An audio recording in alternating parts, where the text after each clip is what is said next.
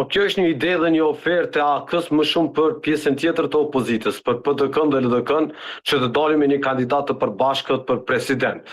Natyrisht opozita i kanë nënshkrimet e mjaftueshme për të nxjerrë një kandidat dhe siç e kam thënë edhe më parë që është e drejtë e tyre dhe mbetet në vlerësimin e tyre.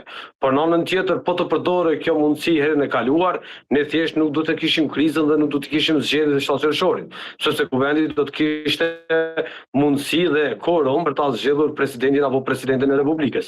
Prandaj unë mirëpres çfarë do ide të opozitës për ta tejkaluar dhe për ta zgjidhur krizën e presidentit, natyrisht me shpresë që kanë hequr dorë nga bllokada. Bllokada nuk është asnjëherë zgjidhje. Po kjo është marrëveshje për brenda opozitës. Nëse zoti Tahiri ka fjalën për marrëveshje brenda opozitës për një kandidat të tyre të përbashkët, po është e vërtetë që nëse opozita do dilte me një kandidat për president herën e kaluar, ne do të kishim quorumin e mjaftueshëm dhe nuk do ta kishim krizën dhe nuk do të kishim zgjedhjet e 7 qershorit. Por që opozita refuzonte çfarëdo mundësie, sepse kishte ndarë mendjen për zgjedhje. Ata donin zgjedhje me çdo kusht e me çdo mjet. Prandaj ajo refuzonin secilin ofertë të lëvizjes dhe vendosje.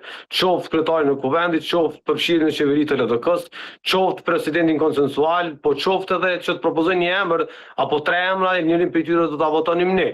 Prandaj domethënë ideja e zotit Tahiri, e oferta e zotit Tahiri është për PDK-n dhe LDK-n që të bën pjesë e këtij procesi dhe të heqin dorë nga bllokada.